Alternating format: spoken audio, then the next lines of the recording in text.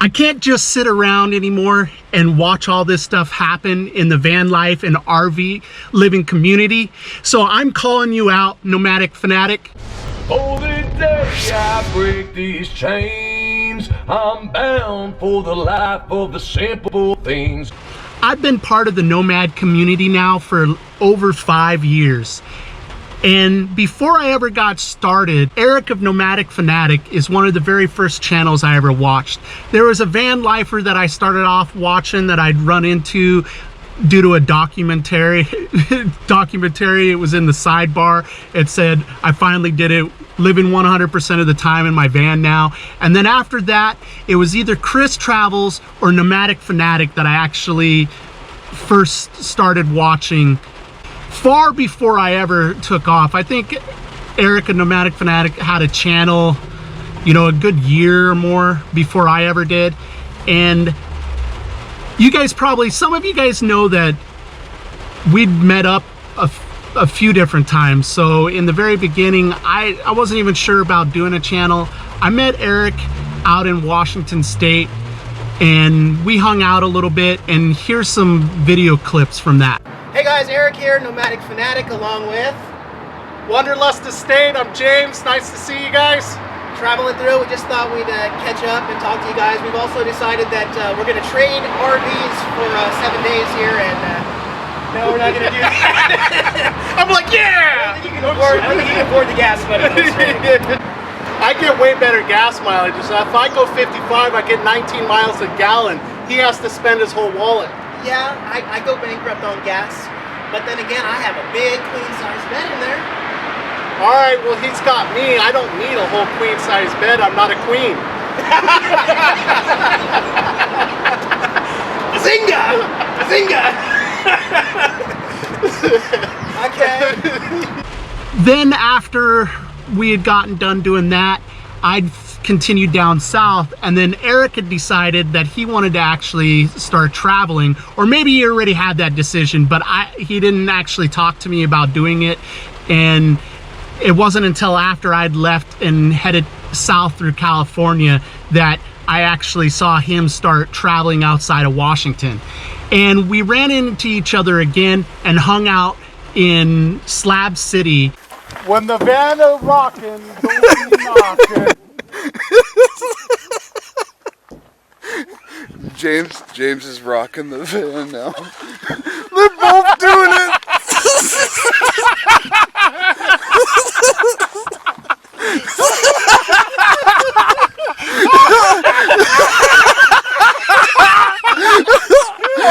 Hey guys, so we were sitting around a fire and we decided that we were hungry. We got Nomadic. Eric's driving. That's not me.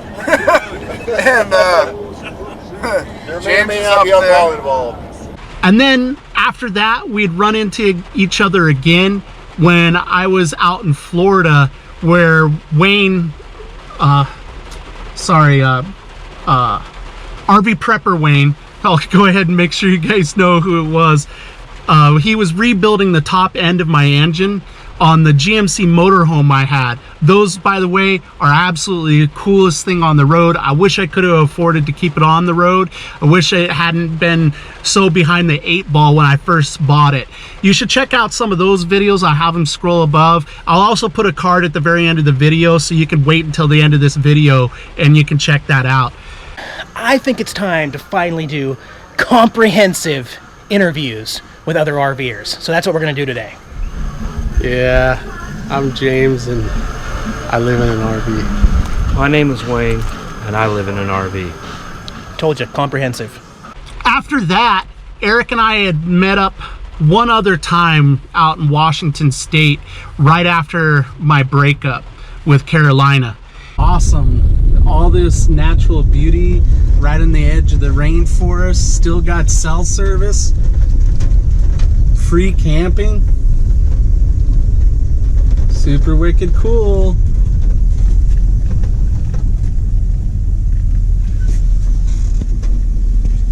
There's Eric, the Nomadic Fanatic. He's coming over probably to move the cone over here for me.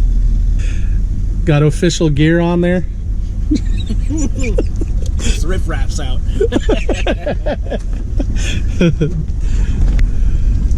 So I think I kind of know the guy a little bit, and what I've been noticing is a problem. Okay, it's a big problem. I think if it keeps going the way it's been going, this guy here. So I just gotta go and be me, and we decided to split up because we're so unhappy right now with each other and with our situations, and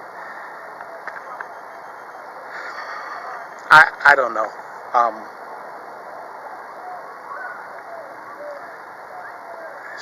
I don't think she's a bad person, and I want you guys to know that. You know, yeah, I'm sure most of you don't think that. That was me after my breakup, and as you can see, I was fat, depressed, absolutely miserable, and heading for certain the wrong direction. But I still had I still knew who I was inside, even though I was absolute train wreck. I knew I was better than where I was at that point. I knew my health was a problem. I really, really wanted to do something about all the weight that I had put on. And I was 322 pounds when the first time I weighed in, not too long after that. And I tried many different things to lose weight right after that, and I just couldn't seem to take a significant amount of weight off at all. I think I'd gone, it was probably 7 months or something, and I lost some weight, but I didn't really, not like you would expect in 7 months. And then what made the big change for me was when I found out that I had high blood pressure after I had had some back issues that were bothering me, and I'd gone to the doctor, and they wanted to put me on a statin. So I knew I had to do something about my weight. And if you see here, the loser has to buy the plane ticket to where James is at. Okay. My plane ticket. So where you're at, if I lose, I buy the ticket. Okay. Right? And then if you lose, you buy my plane ticket to go see you. All right. Sounds like a plan, man. Okay. Well, you want to zoom in, or do you want to do this? So we're gonna go ahead and do the weigh-in right now. I think I'm gonna run Mario on it first. Okay, Mario's about ready to get on the scale. Official weigh-in. Boom. Let me know when the points are up there. Points. Good Lord. Damn. I'm a heavyweight. 200 and what? 27.6. 227.6 is what Mario's sporting. Now the real jambalaya is gonna get on here. All right, James. The weigh-in. The Viking. See what the damage is. That is 297.8. 297.8. All right. That weight loss challenge with my buddy Mario really helped get me focused and on track. And it led me to intermittent fasting, which has completely changed my life. I've been able to dump 100 pounds now, the last time I weighed in. And despite that 100 pounds, I still would like to take off 20 to 30 pounds. I'm thinking probably 30. I'm not as muscular as I was when I was younger, so I probably need to be at a lower weight now than when I was younger. And it's important for me personally to get that last 30 pounds off. And competition was so helpful for me.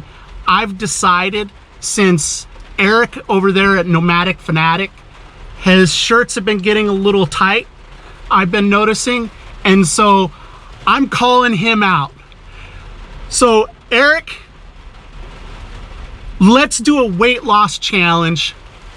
I need to lose probably 30 pounds. you look like you could probably, you know, it might help you and have you come back to more of the weight that you were at when you started your channel.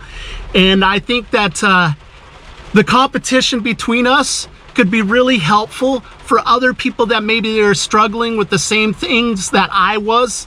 You know, because this guy right here, I created him. You know, we're all self-made.